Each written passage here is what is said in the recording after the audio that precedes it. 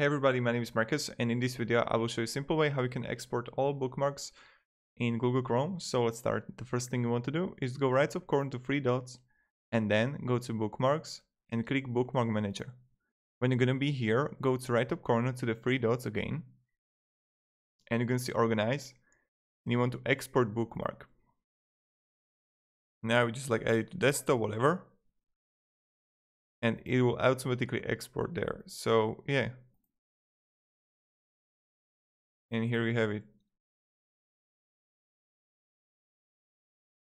So if you have any questions, ask me down in the comments, but this is how you can export bookmarks in Google Chrome. Thank you everybody, and I hope you're going to have a great day and have a great life and stuff like that. You know how it goes, you know how it works. So goodbye.